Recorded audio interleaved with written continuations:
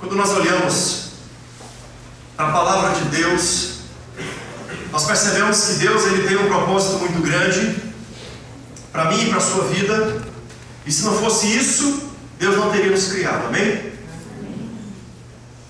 É triste quando nós começamos a olhar em volta das pessoas, em volta da sociedade, quando nós começamos a olhar para a nossa cultura, quando nós começamos a olhar para as pessoas e percebemos que as pessoas elas estão perdendo a perspectiva da sua própria existência.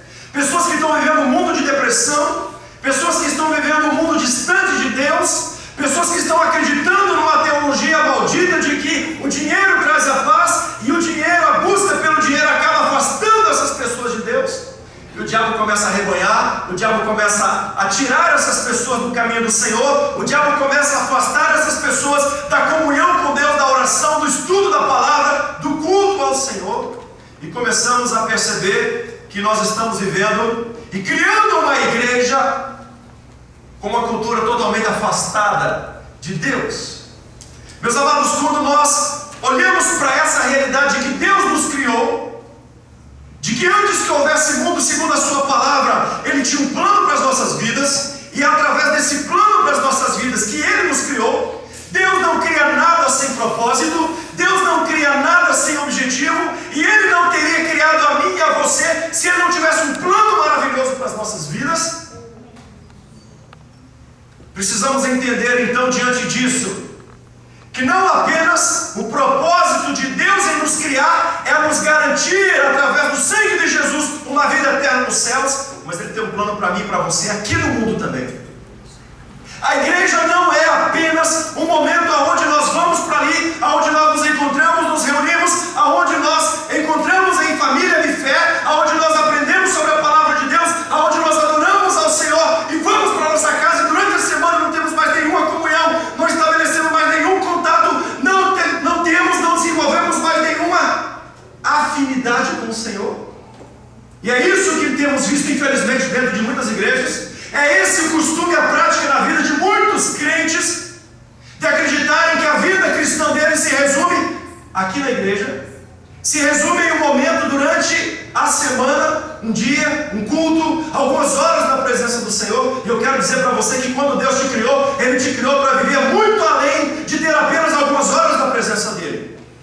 Ele te criou para que você viva eternamente uma vida de comunhão com Ele.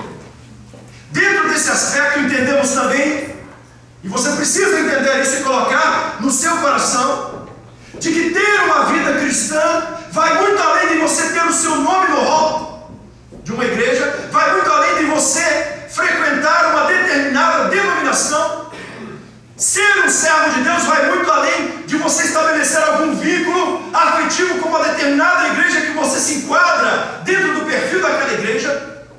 Mas a palavra de Deus diz que para sermos seus servos, nós precisamos andar no Espírito.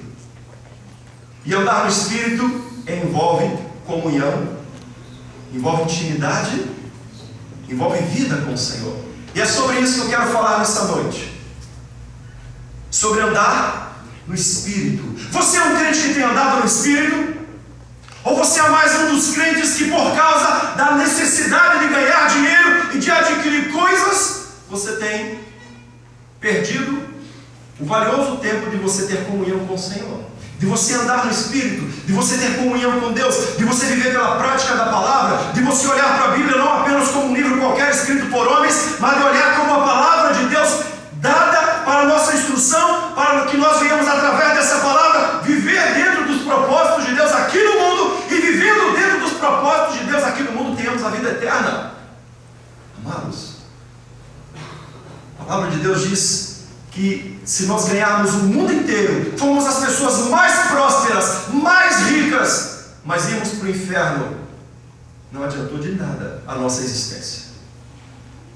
Ser um crente, ser uma pessoa que queira desenvolver comunhão com Deus, é necessário andar no Espírito, é necessário viver na presença de Deus, é necessário ter comunhão com Deus, e é sobre isso que eu quero falar com você.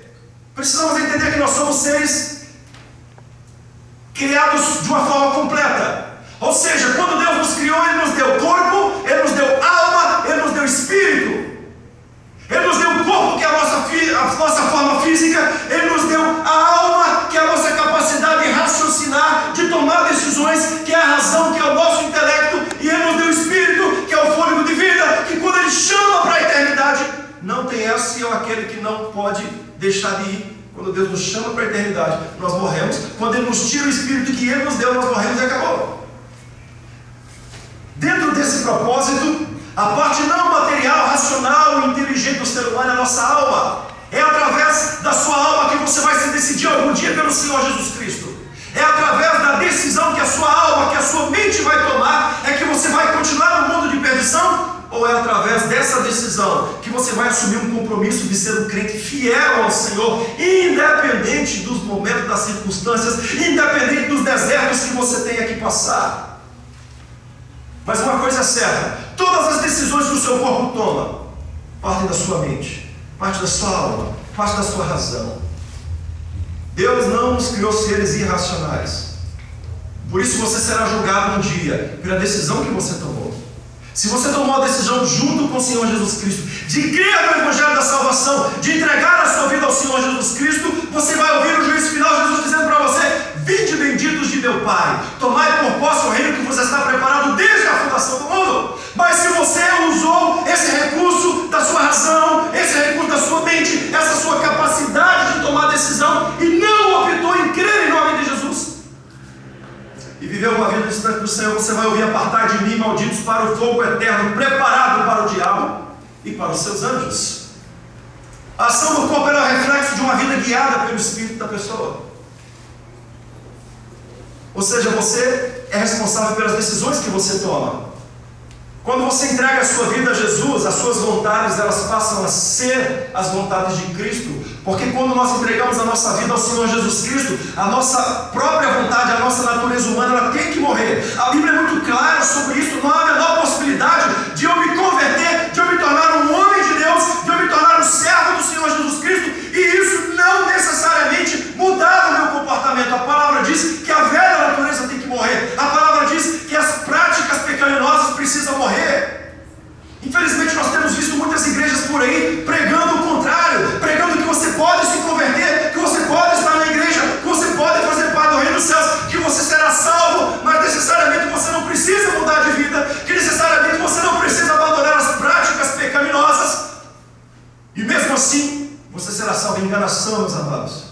A palavra de Deus, 1 João, nós lemos capítulo 1, versículo 5 em diante, diz: se nós dissermos que não temos pecado, nós mesmos nos enganamos, somos mentirosos, e a palavra de Deus não está em nós. Ou seja, andar de acordo com a palavra de Deus implica em você abrir mão da sua própria vontade, implica em você abrir mão dos seus próprios conceitos e começar a viver uma vida completamente regida pela palavra de Deus.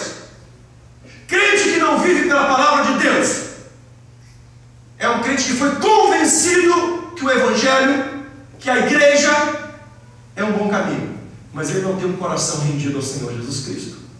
Porque uma pessoa que entrega a sua vida ao Senhor Jesus Cristo, a vida dele passa a ser dirigida pela vontade de Cristo. Os seus pensamentos são segundo a vontade de Cristo. A sua vontade é determinada pela vontade de Cristo. As suas decisões, as suas vontades, as suas volições, ou seja, tudo aquilo que rege a vida dessa pessoa, então agora não vai mais ser determinada pela sociedade, não vai ser mais determinada pelos canais de televisão, não vai mais ser determinada pelos costumes, pela cultura, mas pela palavra de Deus. Amém? Amém. Que é a regra de fé e prática.